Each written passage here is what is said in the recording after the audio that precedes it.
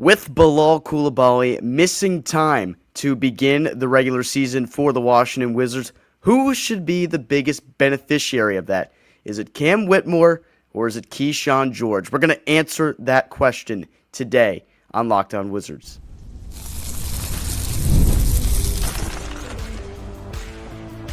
You are Locked On Wizards, your daily Washington Wizards podcast, part of the Locked On Podcast Network. Your team every day. DC family, you're locked on to the Washington Wizards, where you're part of our family. We thank you for being an everydayer and making Locked On Wizards your first listen every single day. Part of the Locked On Podcast Network, where it's your team every day. I'm one of your co-hosts, Ben Schrober. I cover all things DC sports for 106.7 The Fan and the Team 980. And as always, alongside the DC Sports content creating savant, that's Abdullah. Check him out. He's the host of the DMV Sports Zone page. Before we get into it today, our episode is brought to you by FanDuel. Right now, new customers can bet just $5, and if your bet wins, you'll get $300 in bonus bets to use across the app. Download the FanDuel app today to get started.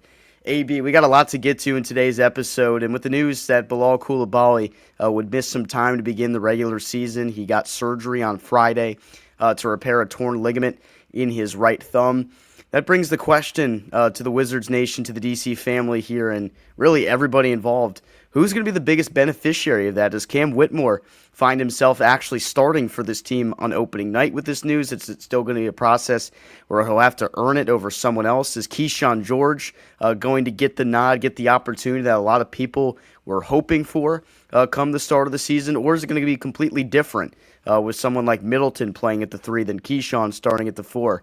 That's going to be the biggest question that we answer today. How could both of those guys fit in next year's rotation? We'll tackle that.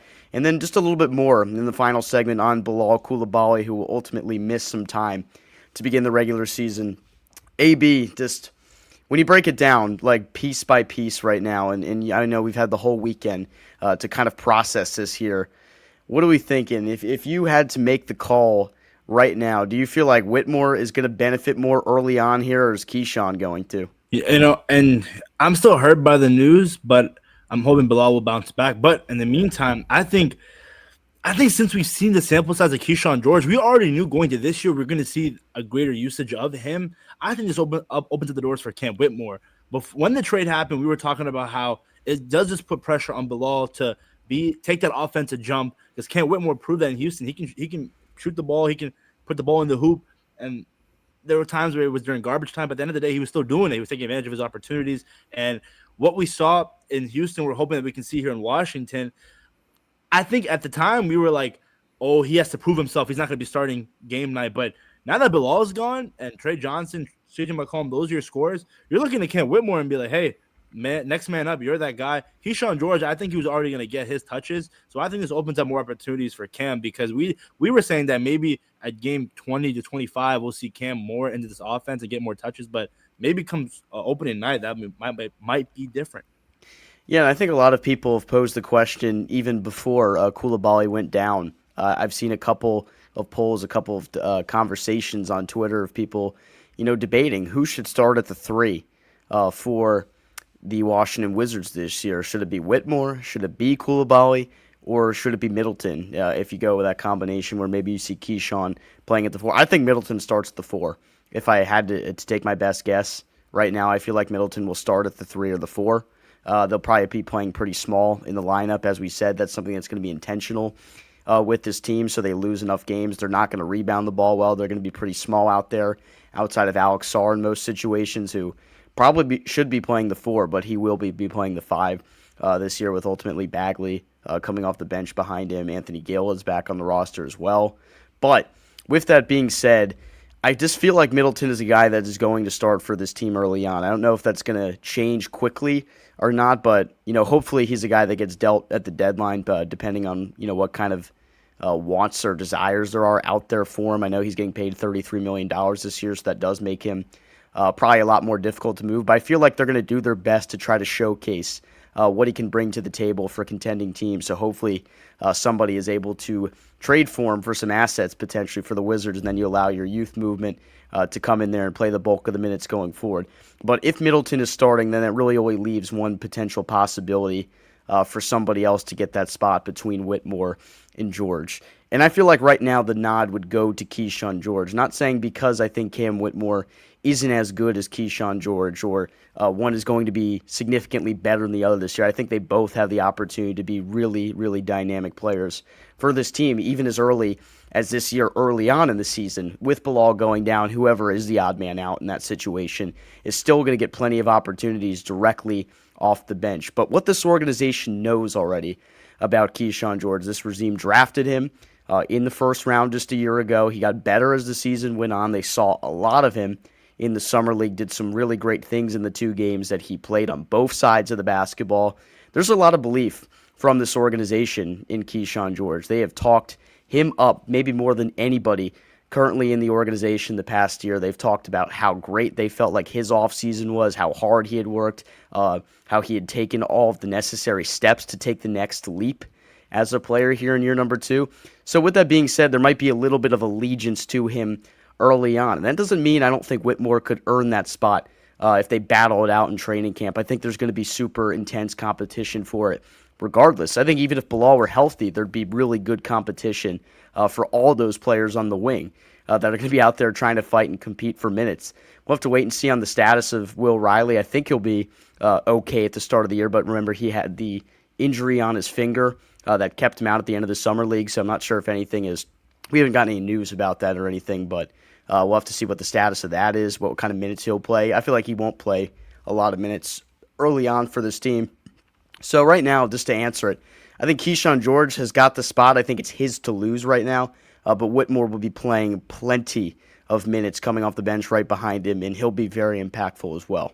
I think Trey will be our 6th man starting off, and then right after Trey will be Cam. And I think, like you mentioned with Kyshawn, Ben, the way he developed his game last year, I didn't think much of him coming out of Miami. Maybe at best a 3-point shooter, but what we saw in the summer league at the tail end of last season, a guy that can come up and dribble the ball at his size, 6'9", and can take it to the rim. I know we talked about how Trey Johnson could be that guy that replaces Jordan Poole when it comes to taking that last-second shot, but if Kyshawn George is so shifty with the ball, I wouldn't mind seeing him. I'm not saying spot up 3. I'm saying like off the dribble, mid-range. Like the guy we saw in the summer league, he took Common Malawach coast to coast. And I get it, it's a rookie Common Malawach, but he's not afraid of the spotlight. He's not afraid of dudes bigger than him. And that's what I love to see, a guy that can play with his confidence. And on top of that, a guy who plays defense. Bilal Coulibaly, your best defender on this team, arguably, went down with an injury. And who's going to step up? Alex Sarr can protect the rim. But who's going to be that guy that guards the perimeter? The Wizards have been so bad for so long when it comes to closing out threes. The perimeter defense is just atrocious. And you're hoping that it gets better this offseason. And it all starts with Kyshawn George. Yeah, and the question this year is, can Whitmore develop himself defensively? That's the one thing that really we don't know a lot about his game from his time in Houston. When you come into games when you're playing off the bench, and he's a pure scorer. That's what he's always been. He's been like that since he did it at Archbishop Spalding in Maryland in high school, did it that thing at Villanova, and then when he got to the association, his job has always been, dude, go score the basketball, and he can do that with some of the best of them. Really good at creating his own space and generating open looks for himself. Super explosive, super athletic, but we don't really know a lot about what he brings to the table defensively. And sometimes when you have unknowns with players like that, you're just going to find out by getting them game action. And that's why I feel like he comes off the bench at least to start, because I think they have probably a pretty good idea of what he's going to be offensively. I know the minutes he was playing for this Houston team oftentimes weren't as impactful as they could have been, because he's a guy that wasn't necessarily in the rotation at times. He would play maybe in those garbage time minutes, as we talked about, but in the opportunities where he is out there, he is very effective scoring the basketball. Is he going to be able to play well within a team setting? I know you don't want to see him have a super high usage rate to a point where he becomes a black hole with the basketball in his hands. I don't think that would be the case for him, but you want to see him play well within a team system. Can he operate out of the pick and roll with Alex Sarr? Can he help make guys around him better? I know Kyshawn George can make guys around him better. That's more of an unknown for me with Whitmore, and I think that's why Kyshawn will ultimately start on opening night. And if Kyshawn George can expand his passing game, Ben, I mean, you have a guy who really has all-star potential. I know we always talk about who's the best out of the three, Bub, Alex Sarr, Kyshawn. There's going to be all those games coming up this season where it's going to be one night, oh, he was on fire, and this guy was on fire. Kyshawn George could arguably be the best out of the three, which is insane because he was the last draft pick out of that first round of the three. And You love him, and I think if he can figure out a way to develop that game of his, Cam Whitmore is talented, don't get me wrong, but Kyshawn George could potentially be the best player on this team this upcoming year. I'm not saying in the future because Trey Johnson's going to be up and coming, but Kyshawn George is a guy with his size, and we saw it last season in that Denver game, hitting a clutch three in the corner. I mean, he steps up when we saw it as a rookie, and he loves getting into people's faces. That's what I love. You put all those together, you really have a dog here in DC. And I think we're going to see times next year, especially later in the year, where both those two are on the floor at the same time. What is that going to look like, and how dynamic can those two on the floor together be? We're going to tackle that next year on Locked On Wizards. Stick with us. The NFL season is here, and FanDuel is making sure you're ready for kickoff with a can't-miss offer. Right now, new customers can bet just $5, and if your bet wins, you'll get $300 in bonus bets to use across the app.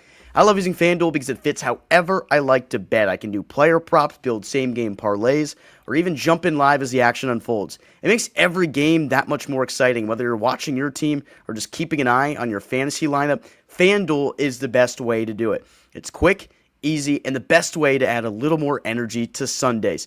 So are you ready to play? Download the FanDuel app now by visiting FanDuel.com to get started. That's FanDuel.com to place your first $5 bet. We just talked about who would start between Cam Whitmore and Kyshawn George. What about those two on the floor together? I think that's something we might see at some point. I don't know if we'll see that early on with Chris Middleton being in the picture here at this point. But I think those two in the lineup together could be really, really cool, really, really interesting to see, because if you think about the skill sets these two players have, obviously both of them can shoot the basketball very well. I think Kyshawn, as a spot-up guy, might be even a little bit more talented than Whitmore from that stance. But Whitmore, very dynamic with the basketball in his hands. Does a great job breaking down the defense, getting penetration to the rim. With that being said, you have different guys with different skill sets. If he's able to break the defense down in certain situations and swing the ball to George, allow him to get some open looks, and vice versa, because George is a guy that can put the basketball on the floor as well. If both those guys are able to work together in certain situations where you have a lineup where maybe both of those guys could try to operate in the pick and roll with Alex Sarr out there, or with Bub Carrington trying to break down the defense, or even just Trey Johnson out there making plays with the basketball in his hands, I think they all both can move really well off the ball. I'd love to see how they can get creative offensively. Do they maybe resort to an offense here where you see a lot of movement off the basketball? You have guys that are setting you back screens, off-ball screens, whatever it takes to get open looks for those guys, allow them to get open space. Because if you allow Whitmore to get a step, he's going to go to the rim and he's going to punch it down. He had more dunks where he got 35 inches or more off the ground combined, or than this whole roster did combined last year. We talked about that last time. That's when we so talked about crazy, Ben, to think about. It's insane how athletic he is. Now, George, not as athletic, but he just looks smooth when he has the basketball in his hands. The way he does everything, it seems so methodical. It seems very European style-esque, and I kind of love the way he plays from that sense, because he just makes it look easy, even though it doesn't look like he's moving as fast or as aggressively as other dudes on the floor. I feel like when those two are on the floor together, we could see some very special things offensively. I'm just wondering how many games into the year we're going to have to wait before we see that combination out there often. And I'm knocking on wood here, but if Chris Middleton goes down, then, I mean, he's an older guy. There it is. You mentioned you got Trey, you got CJ. Oh, sorry, you got Bub, you got CJ, Cam, Kyshawn, and Alex Sarr early on the season. That's a lineup where, again, Kyshawn George and Cam Whitmore, guys who Kyshawn makes the game look slow. Cam Whitmore, a guy who's just so freaking athletic. You brought that stat about his vertical. That's going to be an interesting lineup. And again, if you're Bilal Coulibaly, you're looking at these guys. If they play together and they're balling out, at one point, does Coach Keefe say, should we alter this chemistry that they have out there and put Bilal back in? And when Bilal comes back, that injury, is it going to be lingering him? So that's an interesting situation to monitor. But I think at the end of the day, Kyshawn and Cam Whitmore, they're going to take advantage of the opportunities. It just depends on Coach Keefe giving him those opportunities. Last season, I loved Tristan Vucevic. TV is my guy. But there were times where I saw Rashawn Holmes, and I always mention this, getting a lot more minutes compared to him in games where it was just not competitive at all, and it just didn't make any sense to me. So I'm hoping that Coach Keefe will learn from his mistakes this past season and make sure that he utilizes guys like Cam Whitmore and Kyshawn George.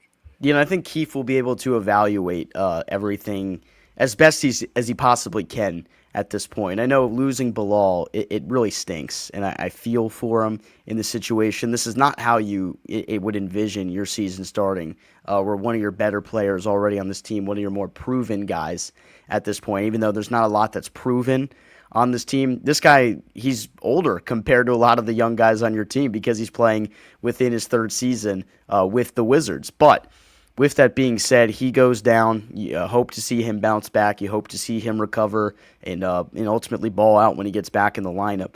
But it does allow for this opportunity for guys like Whitmore and George to get some minutes, which it's a good thing because it's happening, but it's not a good thing because somebody had to get hurt for that to happen and one of your better players to get hurt. Ultimately, you're going to lose a lot of intensity on the defensive side of the basketball with Coulibaly being out, but maybe George can pick up the pieces and help them, not really tail off as much as they possibly could with him out there. That's going to be interesting to see what the impact looks like going forward if Bilal is out and how long he actually is out. We don't have a estimated There's still no timetable, right, Ben? We have not seen anything, no reporting on that yet. But, hopefully it's nothing too long, but we'll have to see. Yeah, it's unfortunate, but like we mentioned, the NBA and any other sport out there, next man up mentality. For me, Ben, I think Kyshawn, like outside of Trey, I think he could be a top 3 scorer on this team this season. I mean, CJ is going to get his touches as well, but I think maybe if Kyshawn finds that role, could be fighting for that third scoring position. I don't know. Do you think, am I crazy for that? No, I think Kyshawn George has proven throughout, the way he improved last year and what he was able to do in the Summer League, that he ultimately can be an effective scorer for this team, and maybe he should have more opportunities to showcase what he can do offensively. I don't think that's crazy at all to say. As we mentioned, we had the video where I referred to him as a sleeping giant for this team. I'm still under that impression that he's a guy that is going to completely break out, and now that this situation has arose here with Coulibaly ultimately going down for however long he is out, I just feel like this is the opportunity now for George to showcase what he's all about on the offensive side of the basketball. Improve on what you did in year one. Whitmore and George, I said it last time, all eyes are on you two right now. Because ultimately, I know a lot of Wizards fans are going to be frustrated and upset that you won't get to see Bilal play early on in the season. And yeah, it sucks. Like, you want to see Bilal go out there and improve on the things that he's built upon through the first 2 years of his career. But now it's the next man up thing. This is the Wizards organization, ultimately the state that you're in right now when you're rebuilding. You have to see what you have in every single player. Nobody is set in stone. Nobody already has a spot locked up here long term. You need to see what everybody can do. So Whitmore and George, I'm looking at you two right now. I'm saying, show me what you got. Show me what you got out there, because this is your chance to say to me, to say to the fan base, to say to the coaches, the front office. Show them what you can do. Show why you belong here long term. That's what I got to say. And again, there's not that much pressure on Kent Whitmore. You were traded for 2 second-round picks. You have a new home here in D.C. This is your home. I just feel like go out there. That's what the best thing about sports is, when guys have nothing to lose. And Kent Whitmore, you have nothing to lose right now. You can find a home here in Washington. And again, it's unfortunate that Bilal went down, but at the end of the day, you have to take advantage of your opportunities. I'm always going to keep saying that, especially that's what Will Dawkins wants to emulate, this model here at DC, to build a championship team. A guy goes down, okay, you got to keep on fighting. And I'm hoping that Kent Whitmore takes advantage of his opportunities here. And who knows, just it will be a game early on in the season where he drops 20 to 25 points, and we're looking, man, we might have gotten a steal from Houston. I think, and then ultimately that would be a great case scenario to see going forward for this team. With Bilal being out to start the year, what does that mean rotationally outside of Whitmore and Kyshawn George? And what does that mean overall for how this team might perform early on in the season? Let's talk about that next here in Locked On Wizards. Caffeine just got a flavor upgrade. 5-hour energy shots deliver tasty caffeine in 17 bold flavors. Each 2-ounce shot packs the caffeine of a premium 12-ounce cup of coffee, plus B vitamins and nutrients with 0 sugar and 0 crashes. What I love most is about how portable they are, big taste in a tiny shot. You can take it anywhere and get that boost when you need it. My favorite flavor is that lime flavor that we've been talking about recently. It just reminds me of almost drinking a Sprite. You get that lemon lime soda taste to it. It's just the best. I always reach for that lime flavor because it's refreshing and it gives me a quick lift before a busy day. I've been eyeing on some of the new ones as well, the cherry, because it sounds like a perfect one to try next. I reach for 5-hour energy because I need that boost to my day. The portability of it is just so good. I can store it in my bag and take it out whenever I need it. I love how fast it kicks in and then it's sugar-free, so I don't have to worry about crashing later. Enough with boring, flavorless caffeine. It's time to give your caffeine a flavor upgrade with 5-hour energy shots. Get the flavors you love or be bold and try something new in store and online at www.5hourenergy.com or on Amazon today. What does it mean with Bilal going out early on? How is the team going before? Maybe I'll just start it off. I just don't think they're going to be the same defensively when you don't have that anchor out there, a guy that can defend really well on the perimeter, guard a team's number one options, and ultimately make it more difficult on those said number one options. I feel like they're going to struggle to pick up the opposing team's best player night in, night out. You got that gauntlet of a schedule to start the season. You're going to see some really big names, some great scores, and I think they're going to have a hard time defending those guys early on with Bilal out. And it already hurts, Ben, because we weren't that good defensively last year. We were awful defensively. Yeah, awful. I don't want to sugarcoat it, but losing your best defender doesn't help that. But we'll see. Maybe this gives the opportunities for guys who, again, I know we talked about Kyshawn and Cam Whitmore, but Will Riley, will he be able to get some minutes? Jameer Watkins, a guy who, as a steel merchant, this opens up so many opportunities for them to go out there and prove that they can be defensive commodities here in Washington. But going back to the defense, this team needs to improve, Ben. I know we talk about rebounding, but defensively, if you're bottom 3, bottom 5 in these defensive categories again, at one point do we say, like, what can we do? I don't know if you remember, I mean, you probably do, but Bradley Beal's iconic quote, "We can't guard a parked car." After a performance, we had so many, I think he had like 50 points and the Wizards still lost. We can't have that mentality here in Washington anymore. You need to bring back the D back in DC, and whatever it takes, to be honest. It goes back to effort. A lot of guys talk about it. These guys are so freaking athletic. They're all talented, but defensively, it goes back to effort. Who's going to go out there and dive for 50-50 balls? At times when it comes to the Wizards, 50-50 balls just didn't exist, at least when I was watching them play. Closing out on shooters, three-point shooters. Last season, CJ McCollum dropped 50 points on us. So we're hoping that you got to clean those things up. And it's going to be hard because we want to be competitive. And for me, you have to hold, if you want to at least have a shot at every game, you have to hold every team you play every night at least under 115, 120 points, ideally. I think we can potentially score, especially if CJ can drop 20 to 23 points per game. And on top of that, Kyshawn, Alex, and Bub will step up their game come year 2. But again, Ben, you have to be competitive every night. You can't allow a team to drop 150 points, especially when you're at home.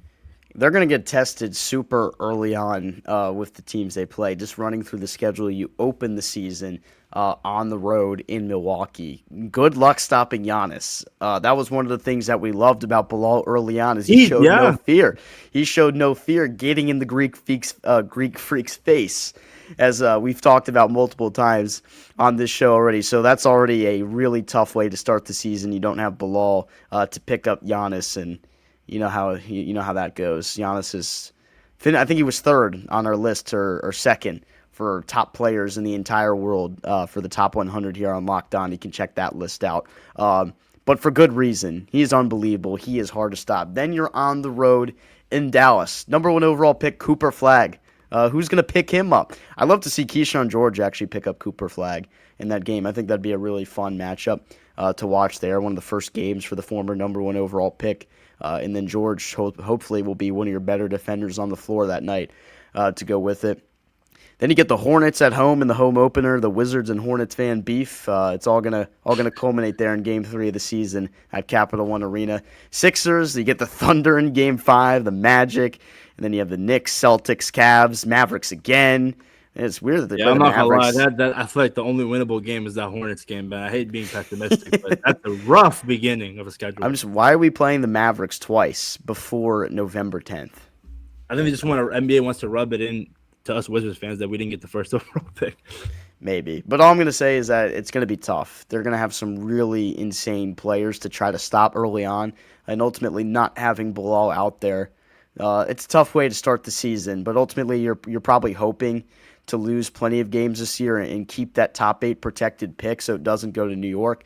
But you do want to be competitive at the same time, and there's a lot of teams on that schedule right now, and just by looking on paper, looking at roster, they have a good chance to blow the Wizards out if things really get out of hand early on. But I'm hoping this team competes, and some of the new pieces we have here, like a Cam Whitmore, like Trey Johnson, who you just drafted, hopefully those guys can make an impactful difference and help you compete.